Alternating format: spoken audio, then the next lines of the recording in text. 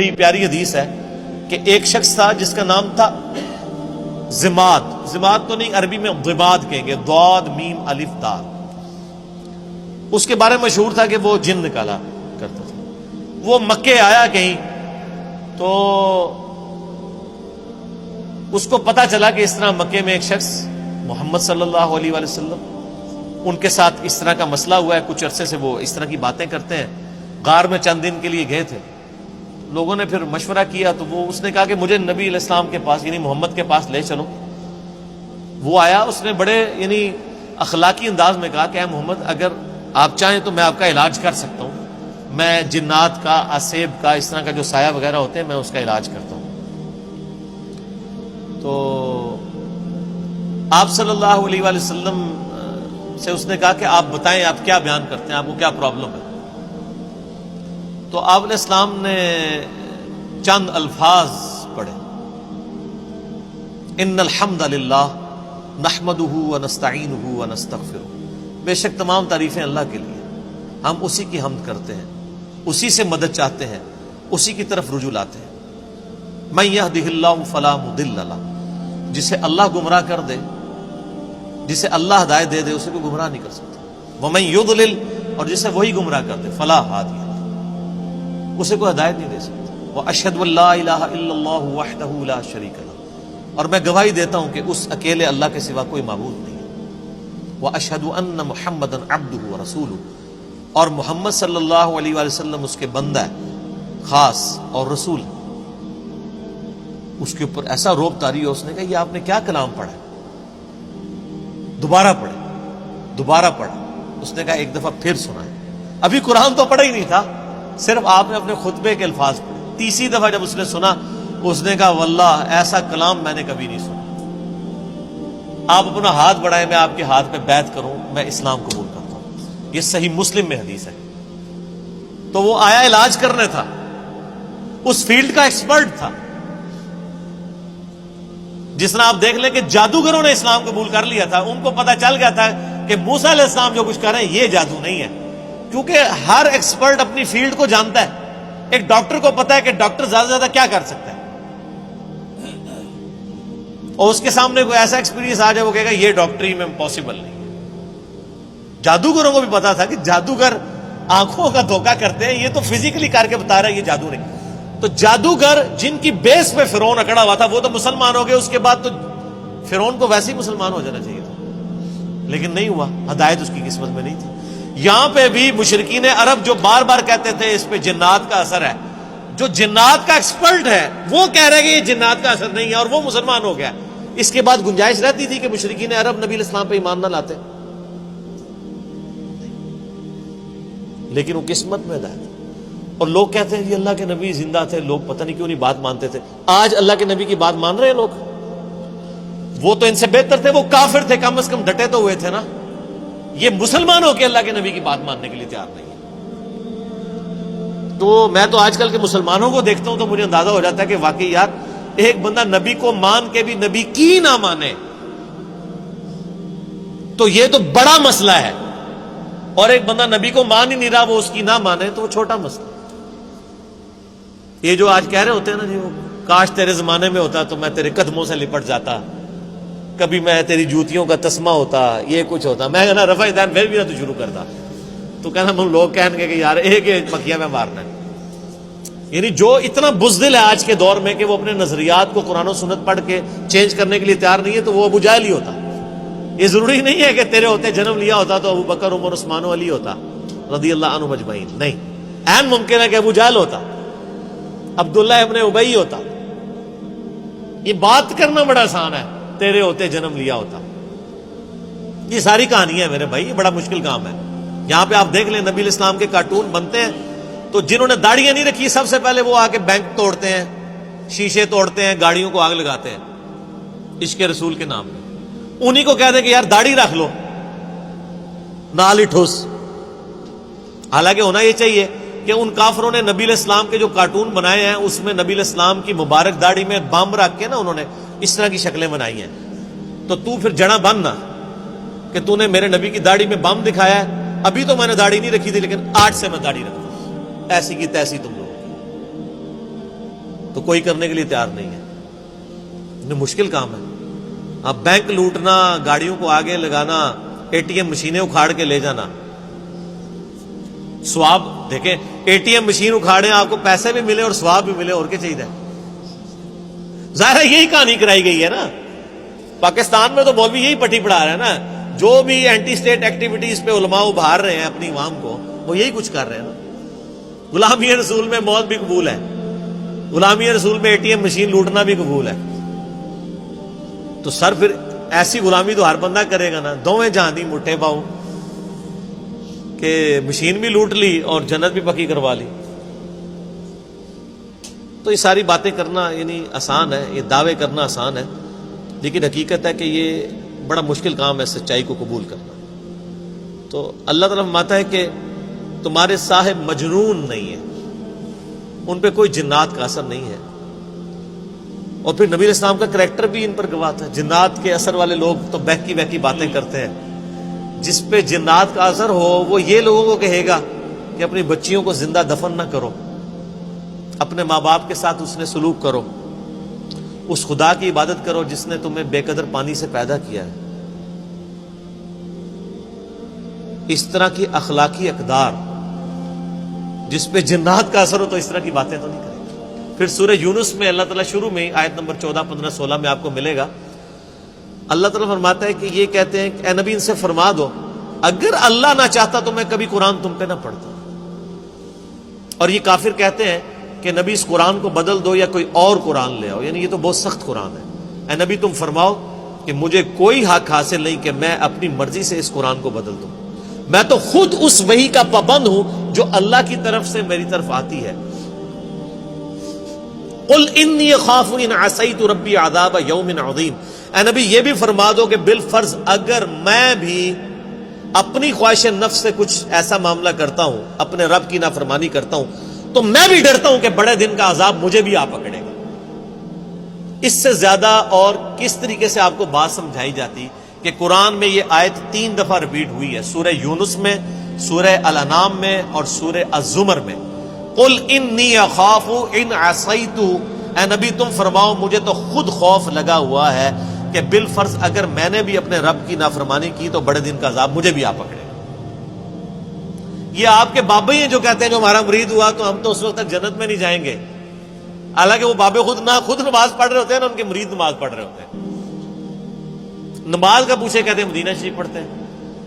ان سے کہیں کوئی ضعیف حدیث دکھا دیں کہ نبی علیہ السلام جب مکے میں تھے تو مدینے آ کے نماز پڑھتے تھے اور جب مدینے میں تھے تو مکے جا کے نماز پڑھتے تھے. کہانیاں. اور بلکہ میں نے اس کہانی کی تو وہ انجینئرنگ کی ہے کہ صحیح مسلم میں حدیث ہے کہ نبی علیہ السلام نکلے تو بنو سلمہ کے کچھ لوگوں کو دیکھا مدینہ شریف میں، وہ کھڑے ہوئے تھے. آپ نے میں کیوں کھڑے ہو یہاں پہ؟ تو کہا یا رسول اللہ ہم ذرا دور رہتے ہیں تو مسجد نبوی میں آتے ہوئے ہمیں ٹائم کافی زیادہ لگ جاتا ہے، تو ہم نے ارادہ کیا کہ ہم مسجد نبوی کے قریب شفٹ ہو جائیں. تو آپ نے فرمایا جو اتنے قدم چل کے آتے ہو تمہیں ثواب ملتا ہے. ان کے یا رسول اللہ لیٹ ہو جاتے ہیں، پہنچنے میں تکلیف ہوتی ہے. تو آپ نے فرمایا ہر قدم پہ ثواب ملتا ہے. تو انہوں نے پھر مسجد نبوی کے قریب شفٹ ہونے کا ارادہ ترک کر کے اپنے ان علاقوں میں رہے، صرف اس وجہ سے کہ جتنے قدم چل کے آئیں گے ثواب ہوگا.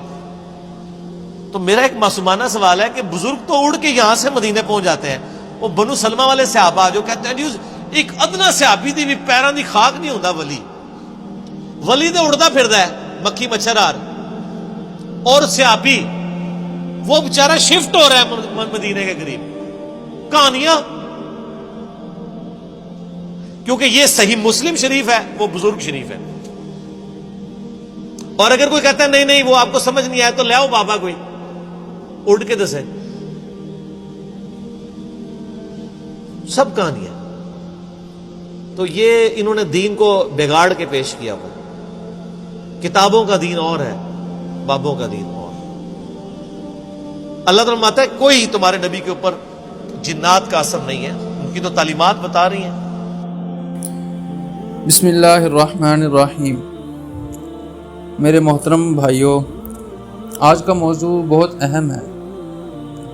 ہمارے نبی صلی اللہ علیہ وآلہ وصحبہ وسلم کی شان کیا ہے؟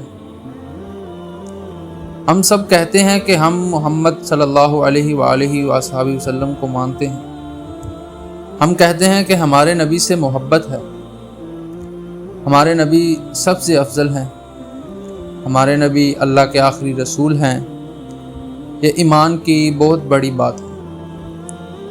لیکن میں آپ سے ایک سوال پوچھنا چاہتا ہوں کہ کیا صرف زبان سے نبی صلی اللہ علیہ وسلم کو مان لینا کافی ہے، یا نبی کی بات کو ماننا اور اپنی زندگی میں اس پر عمل کرنا بھی ضروری ہے؟ آج کل ہم جیسے آگے 12 ربیع الاول آ رہا ہے، لوگ نبی کریم صلی اللہ علیہ وسلم کا ذکر کرتے ہیں، محفلیں ہوتی ہیں، نعتیں پڑھی جاتی ہیں، درود پڑھا جاتا ہے، جھنڈے سجاوٹ ہوتی ہے، یہ سب اپنی جگہ، لیکن ہمیں ایک لمحے کے لیے اپنے دل میں جھانک کر دیکھنا چاہیے، کیا ہمارا تعلق صرف ربیع الاول تک ہے؟ اگر ہم واقعی اپنی نبی سے محبت کرتے ہیں تو پھر ہمارے نبی کی تعلیمات ہماری روزمرہ زندگی میں بھی نظر آنی چاہیے۔ کیا وہ آ رہی ہیں؟ بالکل نہیں۔ اللہ تعالیٰ قرآن مجید میں فرماتا ہے، قُلْ إِن كُنتُمْ تُحِبُّونَ اللَّهَ فَاتَّبِعُونِي يُحْبِبْكُمُ اللَّهُ، یعنی اے نبی کہہ دیجئے کہ اگر تم اللہ سے محبت کرتے ہو تو میری پیروی کرو، اللہ تم سے محبت کرے گا۔ غور کریں، محبت کا دعویٰ ہے تو اس کے ساتھ اتباع رسول اللہ بھی ہونی چاہیے۔ مثلا ایک شخص کہتا ہے کہ مجھے اپنے والد سے بہت محبت ہے، لیکن والد سے کوئی بات سمجھائیں اور کہے کہ میں آپ سے محبت تو بہت کرتا ہوں مگر آپ کی بات نہیں مانوں گا، تو آپ خود بتائیں کیا اس کی محبت مکمل ہے؟ بالکل نہیں۔ اسی طرح ہمیں اپنے آپ سے پوچھنا چاہیے کہ ہم نبی سے محبت کا دعویٰ تو کرتے ہیں، لیکن کیا ہم نبی کی سنتوں کو بھی اپنی زندگی میں جگہ دیتے ہیں؟ سب سے پہلے نماز کو ہی دیکھ لیجئے، ہمارے ہاں کتنے لوگ نماز پڑھتے ہیں؟ یہاں اذان ہو رہی ہوتی ہے اور بازار کھلے ہوتے ہیں، کسی کو کوئی فرق نہیں پڑ رہا ہوتا، پر کسٹمر آ جائیں، ہماری چیزیں بک جائیں، اذان کانوں میں آئی جا رہی ہے، لیکن کسی کو کوئی فرق نہیں کہ اللہ ہمیں بلا رہا ہے، اللہ ہمیں کامیابی کی طرف بلا رہا ہے، حی علی الصلاۃ حی علی الفلاح، لیکن کوئی نہیں سن رہا، اپنی اپنی نفسی نفسی لگی ہوئی ہے۔ ہمارے نبی صلی اللہ علیہ وآلہ وسلم نے نماز کو کتنا اہمیت دی ہے، آپ کی زندگی میں نماز کوئی معمولی چیز نہیں تھی۔ پھر ہم میں سے کوئی شخص ایسا بھی ہوتا ہے جو کہتا ہے میں نبی کو مانتا ہوں، میں ان سے محبت کرتا ہوں، لیکن نماز کے وقت کہتا ہے ابھی مصروف ہوں، بعد میں پڑھ لوں گا، کپڑے خراب ہیں، میں ناپاک ہوں، ایسی جھوٹ مثالیں دیتا رہتا ہے۔ بھائی ذرا سوچو، جس نبی نے ہمیں نماز کی اتنی تاکید فرمائی، اگر ہم ان کی محبت کا دعویٰ کریں لیکن نماز ہی کو اپنی زندگی سے نکال دیں تو ہمیں اپنے دعوے کا جائزہ لینا چاہیے۔ صحیح مسلم میں نماز چھوڑنے کے بارے میں انتہائی سخت وعید آئی ہے، اس لیے نماز کو معمولی سمجھنا مسلمان کے لیے بہت خطرناک معاملہ ہے۔ یہ بات کسی دوسرے کو نیچا دکھانے کے لیے نہیں، سب سے پہلے اپنے لیے ہے۔ میں بھی اپنے آپ سے پوچھوں، آپ بھی اپنے آپ سے پوچھیں۔ اسی طرح نبی صلی اللہ علیہ وسلم کی سنتوں میں سے داڑھی کا معاملہ بھی ہے۔ صحیح بخاری اور صحیح مسلم میں رسول اللہ صلی اللہ علیہ وسلم نے مونچھیں کم کرنے اور داڑھی بڑھانے کی ہدایت فرمائی ہے۔ اب اگر کوئی شخص کہتا ہے میں نبی کو بہت مانتا ہوں، میں ان سے محبت کرتا ہوں، تو محبت کا تقاضا بھی یہی ہے، جہاں نبی نے کوئی واضح سنت سکھائی ہے وہاں ہم اس سنت کو اختیار کرنے کی کوشش کریں۔ یہاں ایک بات سمجھنے کی ہے، کسی شخص کی داڑھی نہ ہونے کی وجہ سے ہمیں اسے برا بھلا نہیں کہنا چاہیے، کیونکہ ہم کسی کے دل کا حال نہیں جانتے، لیکن اپنے لیے سنت کی اہمیت کو ضرور سمجھنا چاہیے۔ ہم نبی کی سنت کو فیشن کے مطابق نہیں، محبت کے مطابق اپنائیں۔ ایک اور مسئلہ ہے کہ نبی کو مانتے ہیں، لیکن جب ہماری خواہش اور حدیث سامنے آتی ہے تو ہم خواہش کو ترجیح دے دیتے ہیں۔ رسول اللہ صلی اللہ علیہ وآلہ وسلم نے فرمایا، جس نے میری اطاعت کی اس نے اللہ کی اطاعت کی، یعنی رسول اللہ کی اطاعت معمولی چیز نہیں میرے بھائیوں۔ آپ اللہ کے رسول ہیں، آپ جو دین ہمیں پہنچاتے ہیں وہ اللہ ہی کی طرف سے آتا ہے۔ قرآن مجید میں اللہ تعالیٰ فرماتا ہے اور رسول تمہیں جو کچھ دیں اسے لے لو، اور جس چیز سے روکیں اس سے رک جاؤ۔ تو پھر سوال یہ ہے، ہماری زندگی میں حدیث کتنی جگہ ہے؟ ہم موبائل پر گھنٹوں گزار دیتے ہیں، سوشل میڈیا دیکھتے ہیں، مختلف لوگوں کی بات سنتے ہیں، لیکن کیا ہم روزانہ چند منٹ اپنے نبی کی احادیث پڑھنے کے لیے نکالتے ہیں؟ میرے بھائیوں، محبت صرف زبان کا نام نہیں ہے۔ محبت یہ ہے کہ جس سے محبت ہو اس کی بات کو اہمیت دی جائے۔ محبت یہ ہے اس کی پسند کو اپنی پسند بنایا جائے۔ محبت یہ ہے کہ اس کے بتائے ہوئے راستے پر چلنے کی کوشش کی جائے۔ اگر ایک شخص کہے مثال کے طور پر مجھے نبی صلی اللہ علیہ وسلم سے محبت ہے لیکن میں نماز نہیں پڑھوں گا، اور دوسرا شخص کہے مجھے نبی صلی اللہ علیہ وسلم سے محبت ہے لیکن میں ان کی سنتوں کی پرواہ نہیں کرتا، پھر تیسرا شخص کہے مجھے نبی صلی اللہ علیہ وسلم سے محبت ہے لیکن حدیث پر عمل اپنی مرضی سے کروں گا، تو ہمیں کسی ایک شخص پر انگلی اٹھانے کی بجائے اپنے گریبان میں جھانکنا چاہیے، کہیں ہمارا حال بھی ایسا تو نہیں؟ ربیع الاول اور ہماری ذمہ داری، ربیع الاول میں ہماری نبی صلی اللہ علیہ وسلم کا ذکر زیادہ ہوتا ہے۔ بہت سے لوگ اپنے گھروں اور محفلوں میں نبی کا ذکر کرتے ہیں، لیکن اصل کامیابی یہ ہے کہ ربیع الاول ختم ہونے کے بعد بھی ہماری زندگی میں نبی کی سنت باقی رہتی ہے۔ یہاں لوگ جلسے، جلوس، محفلیں یہاں سے سڑکوں پہ جا رہی ہوتی ہیں اور ساتھ مسجد میں اذان ہو رہی ہوتی ہے ظہر کی، عصر کی، مغرب کی، لیکن کسی کو کوئی فرق نہیں، بس جلسوں میں جانا ہے، جلوسوں میں جانا ہے۔ نبی نے کیا ہمیں کیا دیا ہے، نماز دی ہے، اس کو کوئی پرواہ نہیں۔ صرف ایک دن کے لیے بس 12 ربیع الاول منا لیا، ہم جنت میں چلے جائیں گے، ایسا نہیں ہوتا میرے بھائی۔ اگر ربیع الاول میں ہم درود پڑھیں اور پھر پورا سال نماز کی فکر نہ کریں تو ہمیں اپنے عمل پر غور کرنا چاہیے۔ اگر ربیع الاول میں نعتیں پڑھیں لیکن پورا سال جھوٹ، بد زبانی، دھوکہ، بد نگاہی اور لوگوں کے حقوق پامال کرتے رہیں تو ہمیں سوچنا چاہیے کہ ہم نے نبی کی تعلیمات کو اپنی زندگی میں کتنا اتارا۔ ہمارے نبی صرف نعتوں کے لیے نہیں آئے تھے، وہ ہمیں زندگی گزارنے کا طریقہ سکھانے آئے تھے۔ یہ نہیں کہ بس ایک گاڑی پر چڑھ گئے اور نعتیں سناتے جاؤ، پیچھے لوگ بھاگتے جائیں، بس اسی چکر میں نہیں آئے تھے۔ انہوں نے ہمیں بتایا کہ نماز کیسے پڑھنی ہے، والدین کے ساتھ کیسے پیش آنا ہے، پڑوس کے کیا سلوک کرنا ہے، غریب کے ساتھ کیسا برتاؤ کرنا ہے، کاروبار میں دھوکہ نہیں دینا، جھوٹ نہیں بولنا، وعدہ پورا کرنا ہے، زبان سے کسی کو تکلیف نہیں دینی۔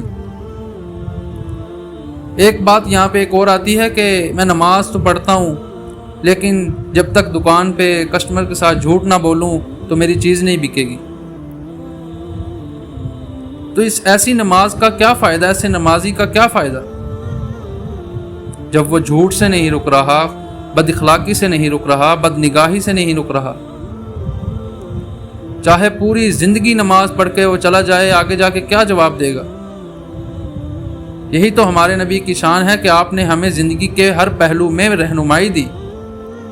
ایک چھوٹی سی مثال لے لیں کہ فرض کریں ایک استاد اپنے شاگرد سے کہتا ہے بیٹا میں تمہاری کامیابی چاہتا ہوں، یہ کتاب پڑھو، یہ طریقہ اختیار کرو۔ شاگرد ہر جگہ جا کر کہتا ہے میرے استاد دنیا کے سب سے اچھے استاد ہیں، مجھے ان سے محبت ہے، لیکن استاد کی کتاب کھولتا ہی نہیں، اس کی بات سنتا ہی نہیں، امتحان میں اس کے بتائے ہوئے طریقے پر عمل نہیں کرتا، تو صرف تعریف کرنے سے کیا وہ کامیاب ہو جائے گا؟ بالکل اسی طرح اپنے نبی کی تعریف کے ساتھ آپ کی اطاعت اور آپ کی اتباع بھی اختیار کرنی چاہیے۔ ہمارے نبی صلی اللہ علیہ وسلم اللہ کے آخری رسول ہیں، آپ رحمت للعالمین ہیں۔ آپ نے ہمیں اندھیروں سے نکال کر اللہ کی طرف بلایا، آپ نے توحید سکھائی، آپ نے نماز سکھائی، آپ نے قرآن سکھایا، آپ نے اخلاق سکھائے، آپ نے والدین کے حقوق بتائے، آپ نے پڑوسیوں کے حقوق بتائے، آپ نے انسانیت کے ساتھ حسن سلوک سکھایا، تو پھر ہمارے لیے سب سے خوبصورت خراج محبت یہ ہے کہ ہم آپ کی سنت کو اپنی زندگی میں زندہ کریں، درود بھی پڑھیں، نعت بھی پڑھیں، نبی کا ذکر بھی کریں، لیکن ساتھ نماز بھی قائم کریں۔ جیسے ہی اذان ہو مسجد میں آئیں، نماز پڑھیں، پھر اپنے کاموں میں لگ جائیں۔ کتنا منٹ لگتا ہے؟ 5 منٹ، 6 منٹ، زندگی میں اتنے منٹ نہیں، دن میں اتنے منٹ نہیں۔ سنتوں کو بھی اپنائیں، حدیث پر بھی عمل کریں، اخلاق بھی درست کریں، اور سب سے بڑھ کر یہ کہ اپنے نبی کی تعلیمات کو صرف ایک دن، ایک مہینے یا ایک موقع تک محدود نہ کریں۔ آخر میں ایک سوال ہے کہ آج جب ہم یہ بیان سن رہے ہیں تو دوسروں کے بارے میں فیصلہ نہ کریں، کہ یہ نہ سوچیں کہ فلاں نماز نہیں پڑھتا، فلاں داڑھی نہیں رکھتا، فلاں حدیث پر عمل نہیں کرتا، بلکہ آج اپنے آپ سے سوال کریں، کیا میں نبی کی سنت پر چل رہا ہوں؟ کیا میری نماز درست ہو رہی ہے؟ کیا میری زبان سے کسی مسلمان کو تکلیف تو نہیں پہنچ رہی؟ کیا میں جھوٹ سے بچ رہا ہوں؟ کیا میں اپنے والدین کے ساتھ اچھا سلوک کر رہا ہوں؟ یہاں پہ ایک اور بات ہے کہ جس کے منہ پر داڑھی ہو، اگر وہ کوئی ایسی اس سے غلطی ہو جائے، سب سے پہلے اس کی داڑھی پر اٹیک ہوتا ہے کہ یار تیری داڑھی ہے، تجھے شرم آنی چاہیے۔ اس میں داڑھی کا کیا قصور اور اس میں انسان کا کیا قصور؟ انسان نے غلطی کی ہے یا اس کی داڑھی نے غلطی کی ہے؟ سب سے پہلے کہتے ہیں یار تیرے منہ پر داڑھی ہے، تجھے شرم نہیں آتی؟ داڑھی اس نے رکھی ہے، نبی کی سنت ہے، تم سنت کو برا بلا کہہ رہے ہو، انسان کو برا بلا تو کہہ ہی نہیں رہے۔ ہمیں سوچنا چاہیے میرے بھائیوں، کیا میں نبی کی حدیث کو پڑھتا ہوں، ان پر عمل کرنے کی کوشش کرتا ہوں؟ اگر جواب کمزور ہے تو مایوس ہونے کی ضرورت نہیں، آج سے آغاز کریں، ایک نماز کی پابندی سے آغاز کریں، ایک سنت اپنانے سے آغاز کریں، روزانہ چند منٹ حدیث پڑھنے سے آغاز کریں، یا رات کو سوتے ہوئے ایک ایسا بیان لگا کر سوئیں کہ دل کو سکون ملے، دل میں ایسی محبت اللہ کی اور اس کے رسول کی پیدا ہو، کیونکہ نبی سے سچی محبت کا سب سے خوبصورت ثبوت یہی ہے کہ انسان اپنی زندگی کو آپ کی تعلیمات کے مطابق بہتر بنانے کی کوشش کرے۔ یہ آگے 12 ربیع الاول آ رہا ہے، تو اسی لیے میں آپ کو سمجھا رہا ہوں کہ صرف محفلیں، نعتیں، جلوس نکال کر ان کے پیچھے پیچھے جا کر کچھ نہیں ملے گا۔ جب تک آپ ان کی بتائے ہوئے رستے پر، ان کے بتائے ہوئے احادیث پر، بتائے ہوئے اخلاق پر، بتائے ہوئے جو انہوں نے ہمیں بتایا ہے کہ نماز کو کام کر لو، کامیاب ہو جاؤ گے۔ میرے بھائیوں سوچو، اللہ تعالیٰ ہمیں اپنے پیارے نبی حضرت محمد مصطفیٰ صلی اللہ علیہ وسلم کی سچی محبت عطا فرمائے، آپ کی سنت پر چلنے کی توفیق عطا فرمائے، نماز قائم کرنے والا بنائے، قرآن حدیث کو سمجھنے اور ان پر عمل کرنے والا بنائے۔ اللہم صلی علی وبارک علی نبی محمد صلی اللہ علیہ وآلہ وصحبہ وسلم۔ اگر ویڈیو اچھی لگی تو ہمارے چینل کو سبسکرائب کریں، کمنٹ کریں اور اچھا سا لائک کریں۔ السلام علیکم ورحمۃ اللہ۔